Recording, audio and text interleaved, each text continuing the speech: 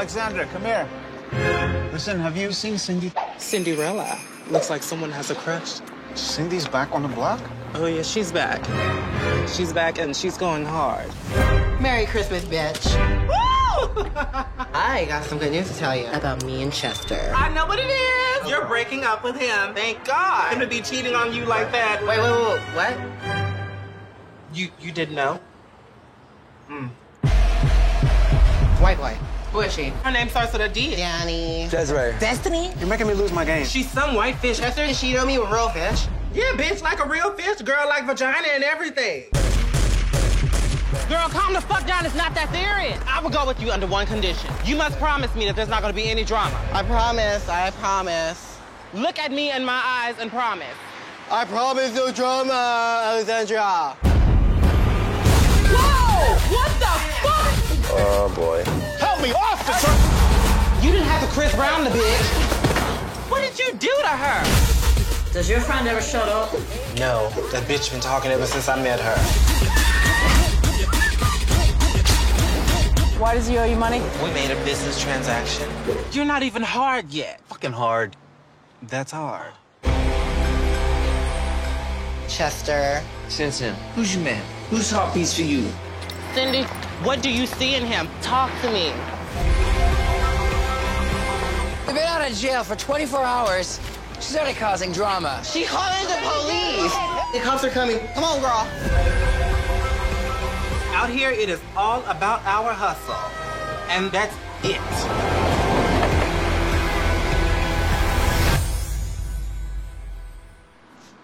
This motherfucking girl thing.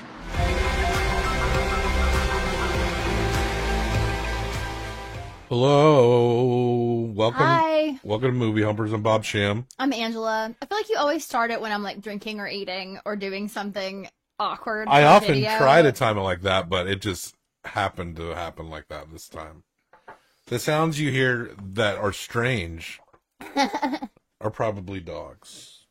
I was going to pick one of them up, but they go limp when they know you're trying to pick them up. Yeah. So, movies are gay.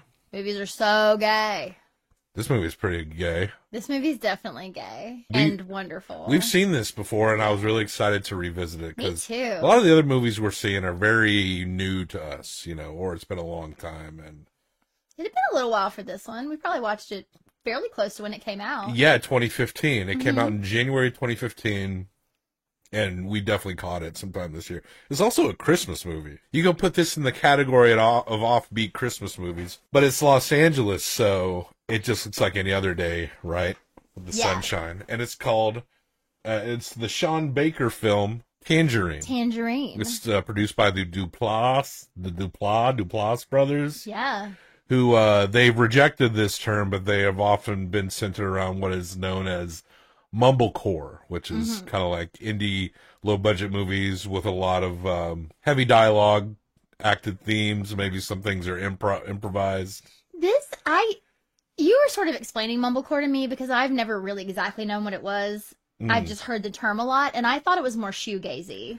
I think And then to yes. me, this does not fit in that. Well, me. I think the style and the way characters interact does.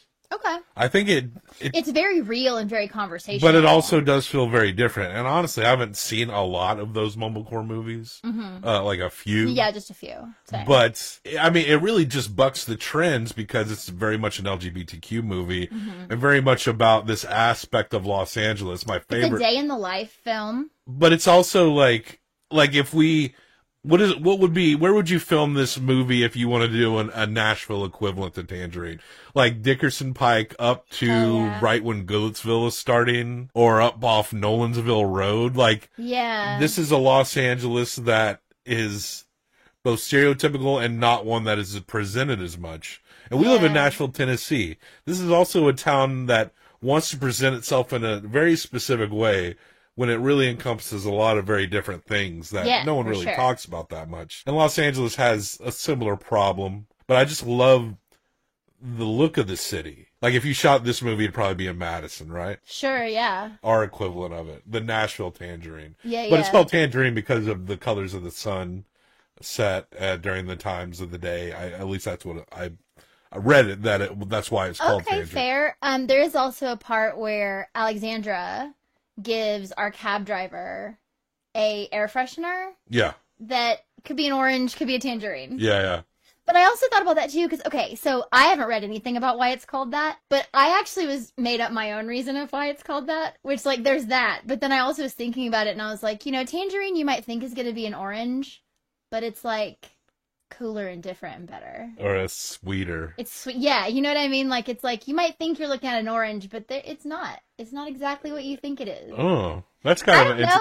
that's an my interesting own, take like, on it. Especially if you look at like a clementine versus a tangerine. Like, they're very similar, and you just don't know until you bite into it. So our three main characters in this movie are Katana Kiki Rodriguez, who plays Cindy, Cindy! Maya Taylor, who plays Alexandra, Love and they are transgender sex workers. Yes. And they're up on the streets, and also there's a cabbie, an Armenian cabbie, played by Karen Karagulian. He was great. He was great. He's not as prominent, like he doesn't have broad credits, but he's out there. I forgot, because it's been a while, forgot about his storyline, and it was the bits of him in the cab with his different rides. Yeah. Loved so Very much. funny, too. It was so good to, like, see the way they react to him and how he reacted to them and things they might have assumed about him. Yeah, I like the old man who's talking about his Cherokee history. Who, like, seemed like he might be having a heart attack. Yeah, At one yeah. point, how do you say his name? Is it Rosmic. Rosmic. He actually is like, "Are you okay, man?" And the Yeah. guy's like, yeah, I'm fine. And then he's like, "Do you have any aspirin?" Which means he's probably having a heart attack. I didn't. That's what I aspirin didn't catch that. Aspirin is like a thing you take when you, like, aspirin can help you not have a heart attack. Like, some people have to take it all the time. Yeah, I didn't know that. Yeah. There's another where he's like hauling around these two drunk ass white boys, Who assume he's Mexican. and they vomit in this car. I love the casual assumptions about people's ethnicities all throughout this movie. Yeah. There's a Korean woman in a donut shop that keep calling her Mama-san. Yeah, Chester. The way people are on the ground level with each other, everyone felt like they were on an even playing field in terms of this neighborhood and being on the streets and understanding. But while everyone was so deeply connected, they also, like, there's these little details about each other that they also didn't understand. Because a lot of them are not listening to Exact- other that's people. it, right? They're just Cindy the most. Cindy is just doing what Cindy's doing, and she's not listening to any information coming at her. So Cindy, it's kind of like a bookended. Shit. Uh-oh. Go ahead, don't mind It's me. kind of bookended at this donut shop. Yeah. Right? Which is a real donut shop. They thank the donut shop at the end, because the other thing about this film that we need to talk about is it's completely filmed on iPhone 5. Yeah, 3 iPhone 5s. Yeah, And which is amazing. And they utilize an $8 app to help Love it. shoot this. I think they did Final Cut Pro to deal with the contrasts and stuff like that. It's very impressive. It's sort of one of those things where you cannot say that you cannot make a movie if you want to make a movie. That's true, but I would say if people watch this movie and be like, and they say to themselves, "Oh, all I need is my phone to No, make it's a not- movie." no, you ain't and gonna I make. don't mean that. They're not gonna make this fucking movie. That is not what I'm saying. But I am saying that if you really want to make a movie and you really have all the ingredients to make a movie, but maybe not the money, it is not impossible. The thing that Sean Baker was clever enough to identify is that, and apparently he does this with his other films too, he approaches people that are like not at the economic top of the ladder, specific ethnicities, specific marginalized groups, whether it be marginalization through economics or race or sexuality, and we kind of see all three, All of it. all of that in this movie. That's the wisdom. It's not just like, oh, I'm going to make a monster movie, but it's going to be on an iPhone.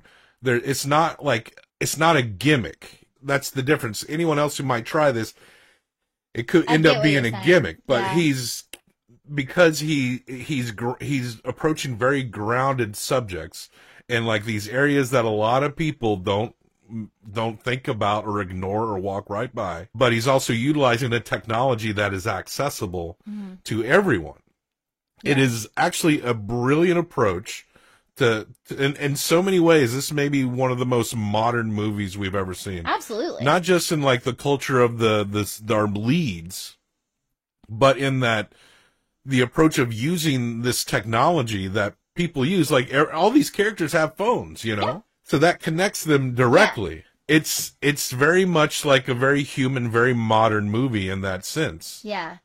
So the basic story is that Cindy has been in jail for 28 days, and this is her first day out. Her friend Alexandra and she are at the donut shop, and immediately she's like, where the fuck is Chester? Yeah. That is her Pimp. pimp boyfriend. As you mentioned, Alexandra and Cindy are both transgender women. There's a lot of transgender women in this movie. Mm-hmm. And a lot of just women, a lot of sex workers. Chester is a pimp to a lot of these people. Alexandra does not appear to work for him, but she does her own thing, you know. But Cindy is like not only his bottom bitch or whatever, but she's also his girlfriend, Yes. apparently. And so she starts to say, I think she starts to tell Alexandra that they're engaged, but instead Alexandra goes, oh, you know about that girl he's been cheating on you with?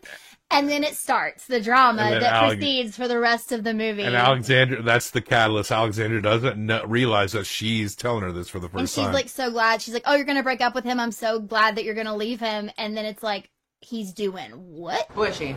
Girl, she's some white fish. I don't know. Chester's fucking shit on me with real fish. Yeah, bitch, like a real fish. Girl, like vagina and everything.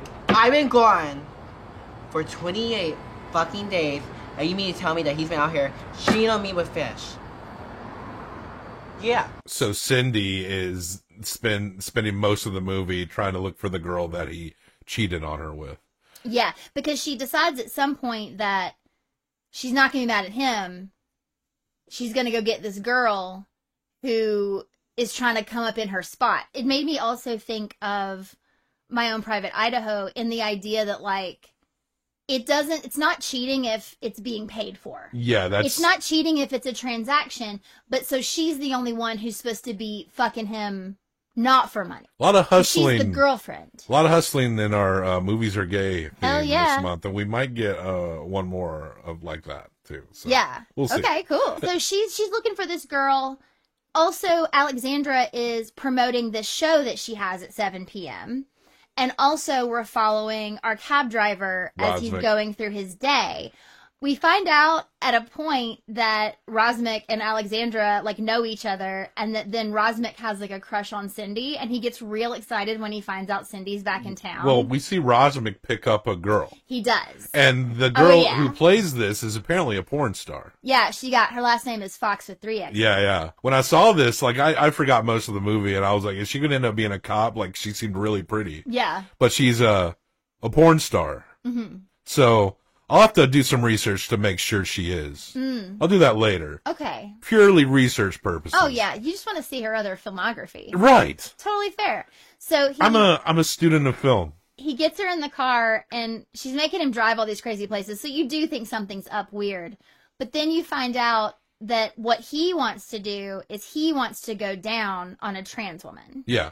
He wants to suck her off while he jacks off.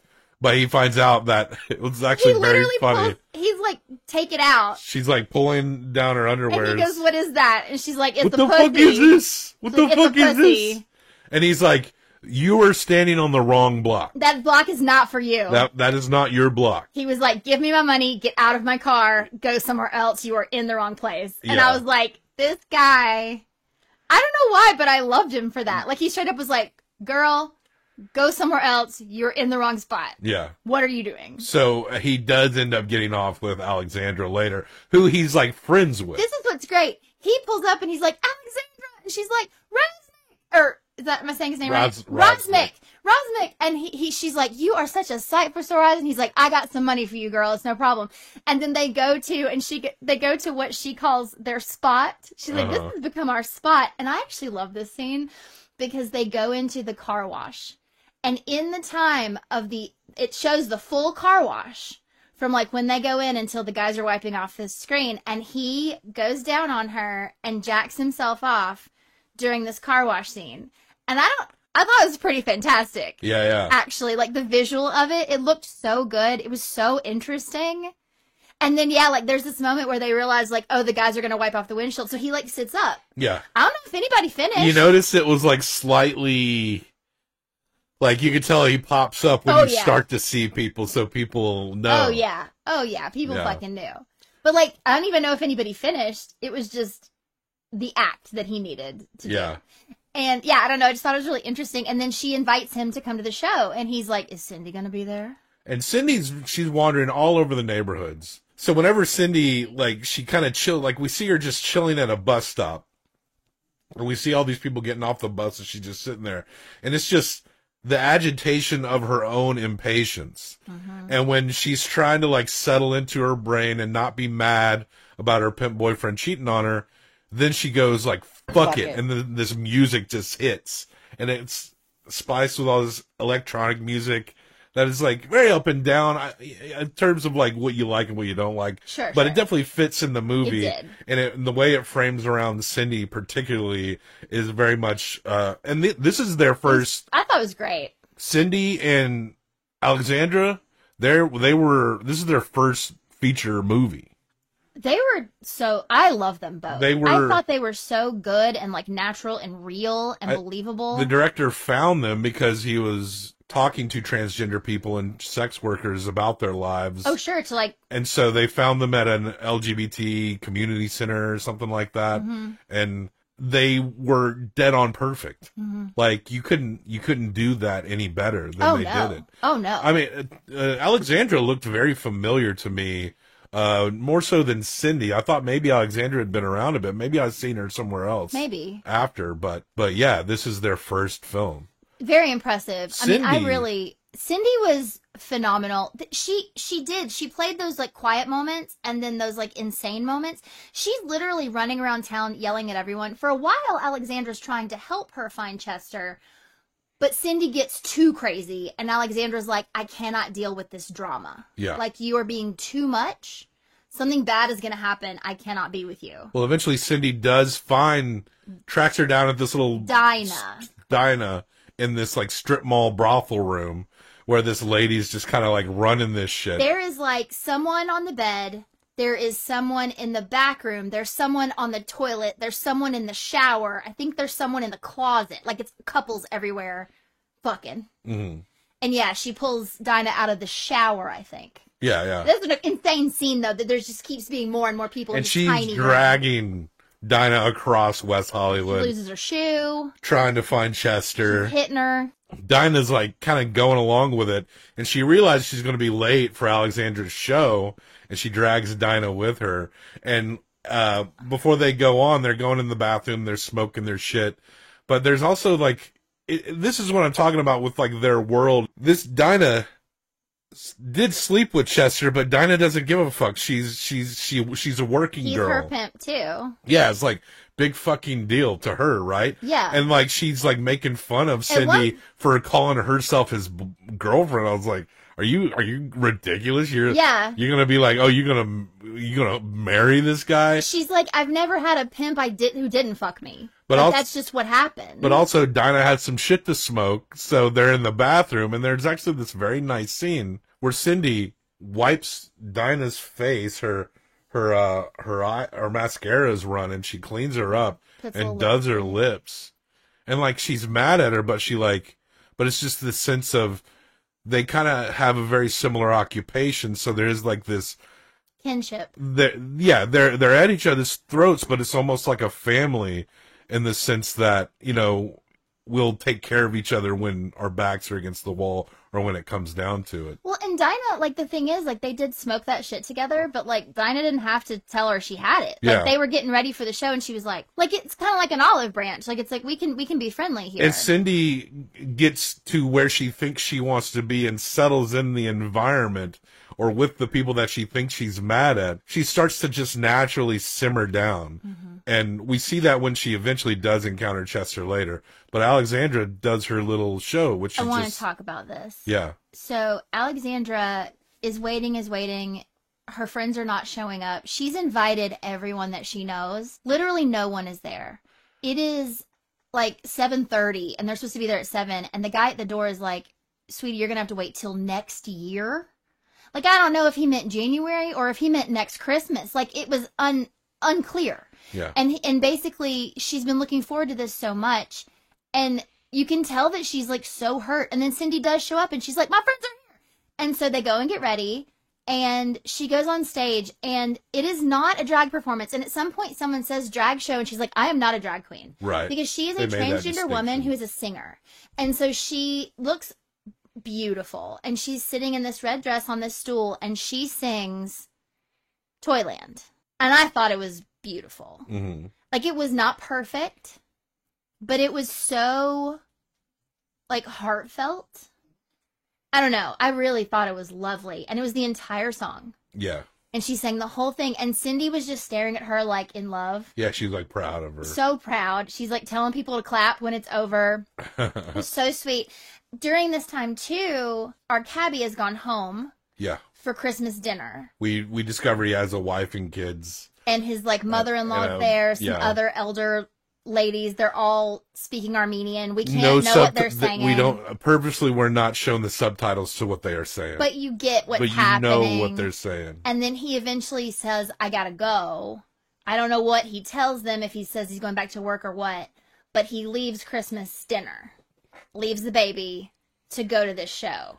But he's also like he wants to go support like Alexandra is his friend, but he But he's also trying is to looking find for Cindy. He's looking for Cindy. He's been thinking about her for a month. They all kind of end up, after the show is over, he shows up late, he's not there, so then he's driving around looking for them. And they all have ended up at the donut shop, because that's where Chester does his business. Yeah. So... Chester looks like the kind of guy I was smoking weed with in like 2000. Sure. 100. Like he sold me some. He's got like a swag little bags. face tattoo. He's Yeah, got yeah. a big starter jacket on. He's like a skinny little white dude. Well, I don't think it was a starter jacket, but yes, but that an oversized. style, I mean, yeah. I guess I was thinking of when we were teenagers. Sure. It would have been a starter jacket.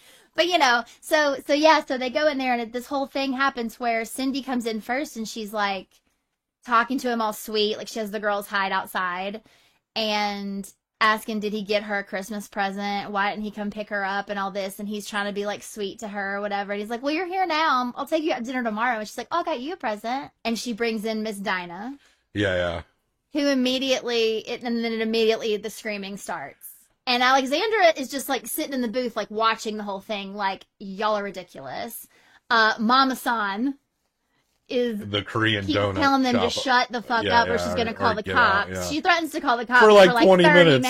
Yeah, it's insane. And there are other people in the donut place, but yeah, they're just yelling. Cindy's yelling about how you gonna fuck this girl. It comes out at that point that they're engaged. Dinah's like ragging on Chester, like she doesn't say gay, but she's like, "You're full gay? I thought you were a little gay. I didn't know you were full But gay." you're gonna marry her, so yeah. but that she didn't makes say you gay, but they Yeah. said it like how they're gonna say it in the street. You know?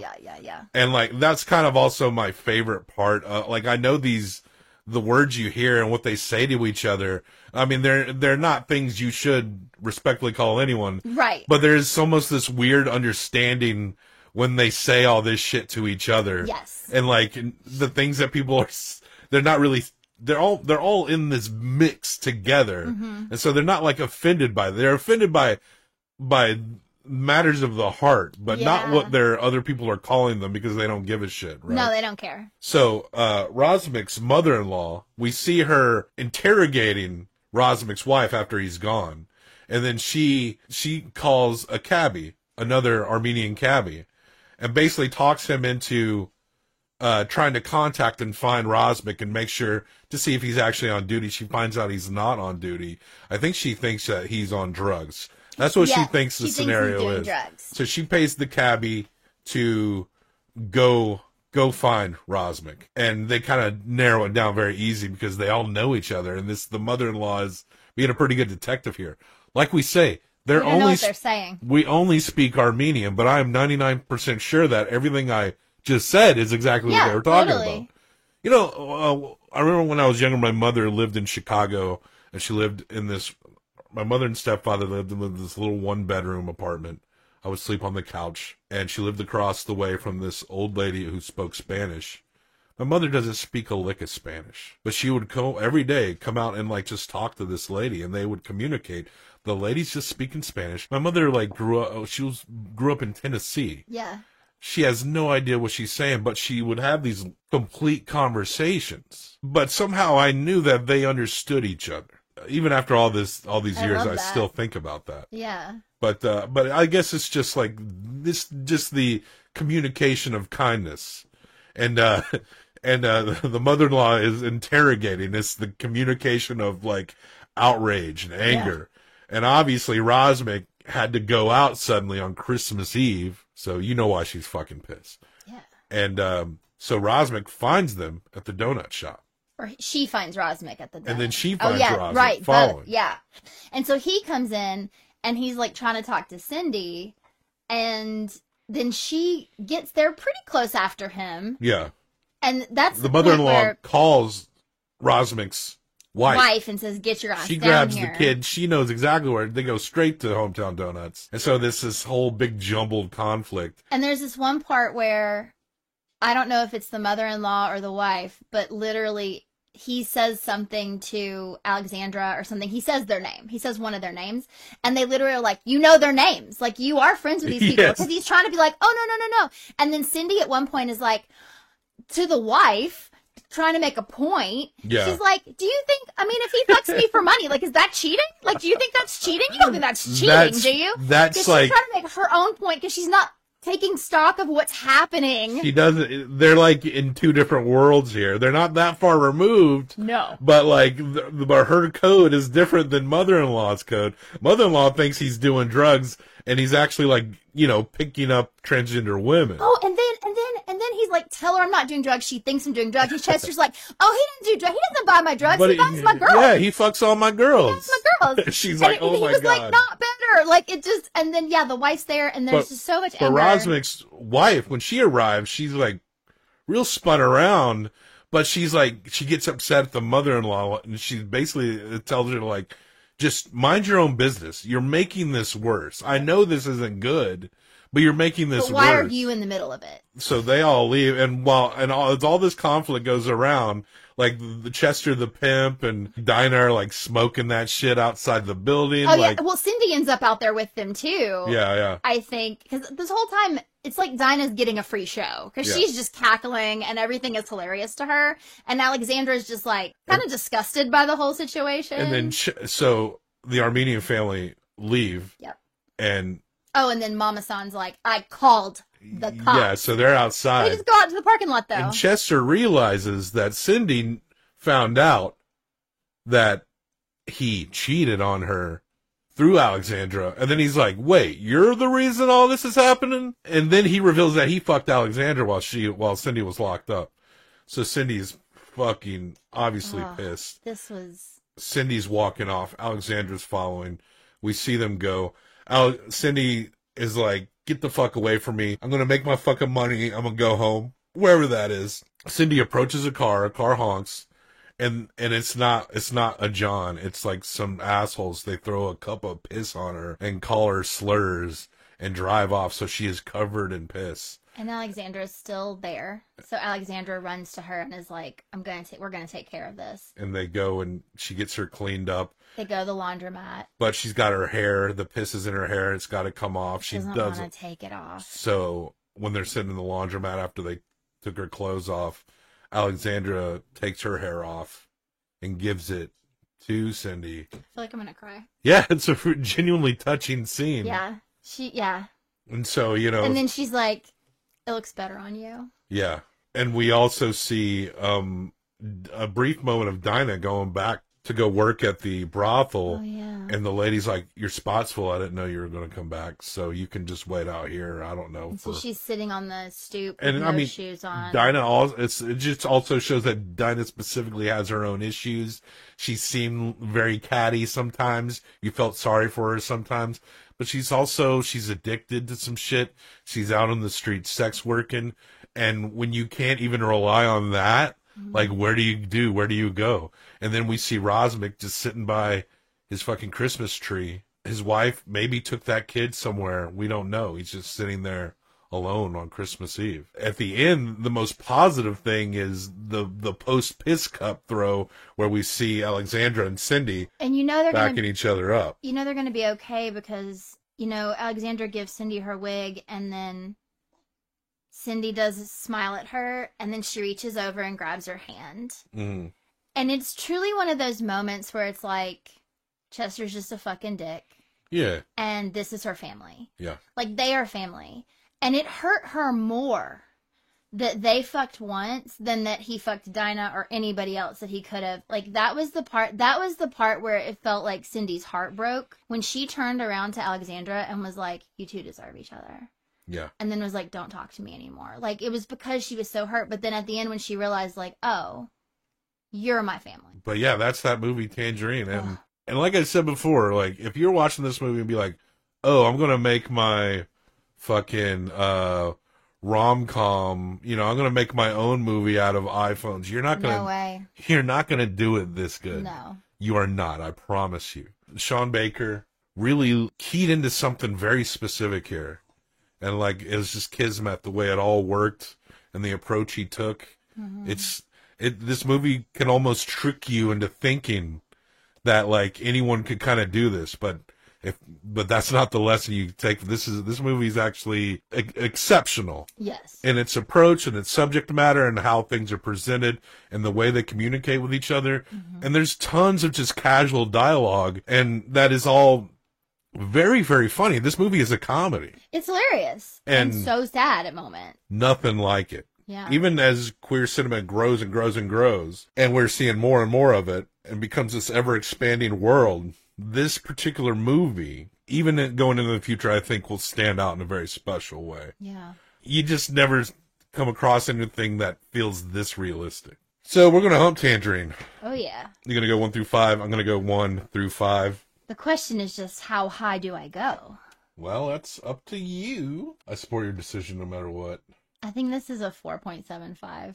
Okay. Purely for the realness and the uniqueness. There really is nothing like There's it. nothing like this. There's nothing like this. And the fact that these women had not done anything like this before, and they were so fucking strong. Mm-hmm. So strong.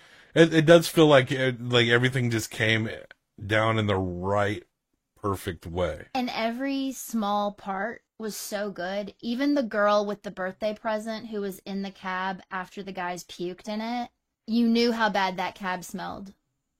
You know? Like, it was so many perfect moments. Yeah. And this is almost purely a comedy. Mm-hmm. I'm going to give it 4.5. So that brings it to a 9.25. Mm-hmm. The question is it better than Out of the Past? Because it ties with Out of the Past. Out of the Past is kind of a cornerstone for that noir genre. Yeah. There is I would almost kind of put them on par with each other. Yeah. Like, it's hard to say that one is better than the other. Yeah. Because they both kind of like... Groundbreaking. Yes. What's under Out of the Past? My Own Private Idaho. So it's above that. It's above that. I think you can put it between. Okay. And look, all A's are good, are all great. All A's are great. Yeah. All S's are just call it perfect. It don't matter. We just do this because we love lists. We love lists, and this list is going to be so long one day. And that's just how we like to put a button on it. It doesn't matter, folks. I have to say this. I do feel like the need to say this over and over again. The movies you watch are your score. It doesn't have to be our score. Totally. Disagree with us. We don't care. Yeah, and if you do disagree with us, I want you to keep it to yourself. No, I'm kidding. Tell us why we're wrong. And maybe I'll read it, and maybe I never will. If y'all want to rate movies yourself, this is how you do it. You can't just do it by yourself. You need to find another person. Yeah, you have to have a score out of 10. You have to have your 1 out of 5, and they have to do their 1 out of 5. So if you have a favorite movie and you're like, I give it a 5, and the other person's like, I think it's the worst movie ever made, and they give it a 0, then that movie's a 5 out of 10. Mm-hmm. So, you have to trust your movie reviewing partner here. Okay? I just said don't take it seriously, but you got to take it seriously. Yeah. All right? It's not that big a deal. It is a big deal. All right? Here it is. Here's the list. Tangerine by Sean Baker. Essentially on par with Out of the Past, we're considering it. So it's like our number 2 A-tier movie. And this movie is very well regarded. It has a lot of acclaim. We're not alone in that. But we might even then be a little higher than a lot of ratings that I've seen. It's like, I think a lot lingers around 8. I mean, 8's a fantastic score. Yes. But we went just over 9, and I think it deserves it. I think it's a special movie. I think that we have a greater appreciation for something that feels more realistic than maybe your average movie viewer might. Like, some people could look at this and feel like it's a little rough, but the parts that some people might think are rough is what makes this so good. Yeah. You know what I'm saying? I mean, yeah, and maybe if you live in a part of town that has hop dotties and pinkberries, though Chester brought up pinkberry, tries to Pinkberry, I'm gonna get you hook pinkberry. him up some pinkberry. You're gonna love it. Struggle is very real, but also very funny at the same time. So that's Tangerine. It's fucking good. So for more information about us, check the show notes under our videos, under our podcast, for links on where to find us. And Death to all traitors. Death to all traitors.